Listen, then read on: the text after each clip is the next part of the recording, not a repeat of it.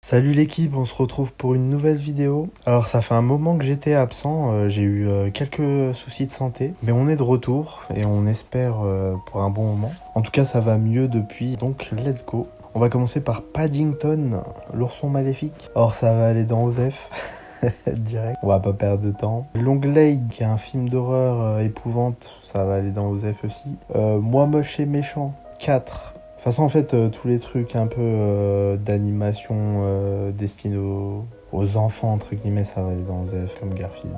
Garfield, peut-être que j'irai le voir, mais j'en doute fortement. Sachant que, dû à mes problèmes de santé, j'ai pas pu voir The Biker et Elle et lui. Du coup, un peu le seum. Alors passons à Kind of Kindness. Je sais pas si je le prononce bien, mon anglais est arraché, je suis un assassin en anglais. Ça va être très rapide. N'allez pas voir ce film, il va forcément dans Extinction des Feux. Il est totalement éteint, c'est une incompréhension, c'est une aberration ce film. Non, vraiment, un film de psychopathe. En vrai, le seul truc drôle, c'était l'eau du bidon.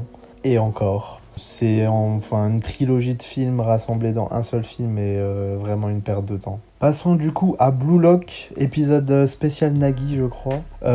Du coup c'est totalement la saison de Blue Lock mais du point de vue de Nagui. Et vraiment ça fait plaisir de revivre la saison de Blue Lock, même de revoir Blue Lock sur les écrans etc. C'était sympa. Ça apporte un côté nouveau de voir l'histoire du côté des yeux de Nagui, mais en soi au final le film c'est qu'une review de la saison. Donc je le mettrai dans correct, ça passe. Passons à Elias. Elias le Killers, le John Wick made in France. En vrai, je dirais que le film c'est Taken made in France en vrai, saupoudré de John Wick. En vrai, c'est parfois too much, parfois percutant, parfois drôle par instant et touchant par d'autres. Certaines scènes sont vraiment grave stylées. Il y a certaines scènes où vraiment je suis rentré à mort dans le film, etc. J'étais dans l'action. Et certaines scènes, je trouvais que c'était un petit peu too much, un petit peu cliché. Un petit peu le côté made in France, un petit peu claqué qui ressort. Du coup, je reste un petit peu mitigé sur ce film. Je le mettrai quand même dans très bien, parce que j'ai passé un bon moment, j'ai bien rigolé. C'était sympa, mais un peu trop cliché. Ouais. On va passer à Horizon. Alors, Horizon, encore un film de 75 heures...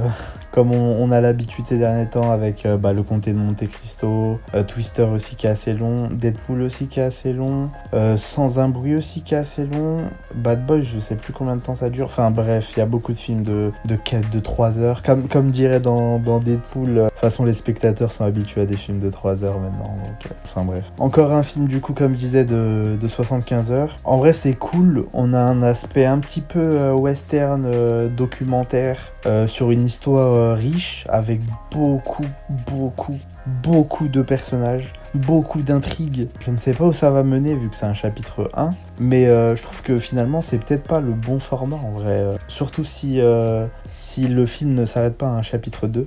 Je crois que la suite devrait arriver cet été ou l'été prochain, mais je crois que c'est cet été, en août. Si ça s'arrête au chapitre 2, en vrai, le format tient la route. Si ça va plus loin que 2 chapitres, je trouve que autant faire une série en fait. Mais voilà, sinon c'était très sympa, mais comme j'ai dit, pas mal d'intrigues.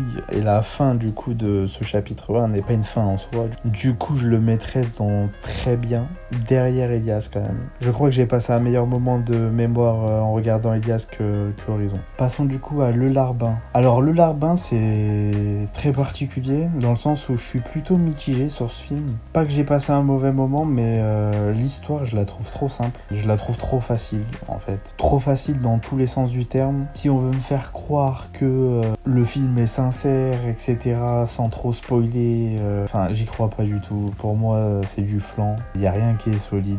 Enfin, les changements, les péripéties, le développement des personnages est trop facile. Du coup, je le mets dans correct, ça passe, parce que j'ai pas passé un mauvais moment, mais en termes d'histoire, je trouve ça trop simple. Et j'y crois pas, en fait. Passons à Deadpool et Wolverine. Alors, Deadpool et Wolverine, vraiment, j'ai envie de dire dans une très bonne lignée des Deadpool, car c'est vraiment le film le plus con, mais le plus con que j'ai vu de ces derniers temps. J'ai bien rigolé devant le film. Le film est très porté sur la troisième personne. Les personnages brisent beaucoup le quatrième mur et s'adressent directement aux spectateurs. C'est vraiment de la connerie ce film, mais très drôle, vraiment très drôle. Je le mets quand même dans Donjon Rang S parce que c'est une bonne barre quand même. C'est très drôle. Alors du coup, il nous reste 2 films. C'est la finale. Il fait extrêmement chaud actuellement à Lyon. Ça n'a rien à voir, mais j'ai chaud. On va commencer par Presque Légal.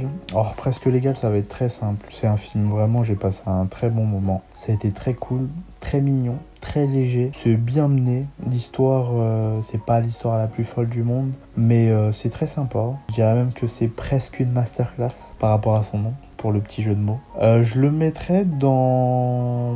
Ah, j'hésite entre Donjon Rang S et Très Bien. Je le mettrais dans Très Bien en première position. C'est pas le film de l'année, mais c'est un bon film d'été. C'est vraiment léger. C'est comme une petite citronnade. C'est rafraîchissant et ça fait plaisir quand il fait 37 degrés. Passons à Twisters. Alors Twister, j'ai eu très peur parce que ça fait déjà 2-3 mois qu'il y a les bandes annonces. À chaque film que j'allais voir au cinéma, il y avait la bande-annonce de Twister. Les bandes-annonces étaient très bien amenées. Plus on avançait, je crois que la sortie officielle c'est le 17 juillet. Plus on avançait vers cette date, plus les bandes-annonces étaient intenses et de plus en plus longues. Du coup, une propagande agressive mais très bien menée. J'avais peur du coup en regardant le film, mais agréablement surpris. J'ai pas du tout été déçu.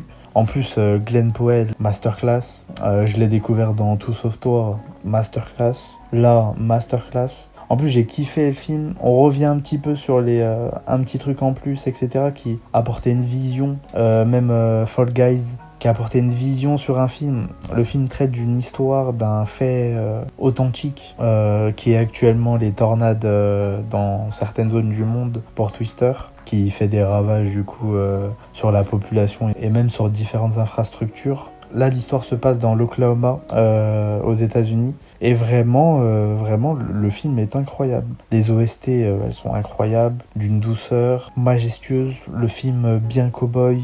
Les scènes sont magnifiques, les tornades. Après, ça, c'est mon délire personnel, mais tout ce qui est orage, éclair, tornade, c'est un grand kiff de voir comment se forme une tornade, même si c'est fictif. J'étais en plein kiff de voir à quel point aussi c'est magnifique et ravageur aussi. J'ai kiffé Twister, vraiment Twister, la belle surprise de la semaine. Est-ce qu'il va battre le God of the Week qui était le comte de Monte Cristo? La réponse est... Eh bah non, il va finir en Donjon Rang S première place. Vraiment un très bon film, mais le comte de Monte Cristo gardera sa place de God of the Week, tout simplement parce que c'est le comte. Et personne détrône le comte.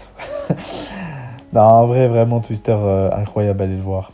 Du coup, voilà la tier list de cette semaine. J'espère qu'elle vous a plu. Vu que j'ai eu pas mal de retard à cause de mes problèmes de santé, je ne sais pas si vous avez déjà pu voir certains films de cette liste. Si vous avez pu voir certains films, dites-moi votre avis en commentaire. Ou sur d'autres films que je n'ai pas vus. Par exemple, si quelqu'un a vu Bikerhead ou Elle et Lui, dites-moi ce que vous en pensez. Que sais-je. En tout cas, j'attends potentiellement vos avis pour ceux qui regarderont la vidéo. En tout cas, on se dit à la prochaine et faites-vous plaisir. Mancellini!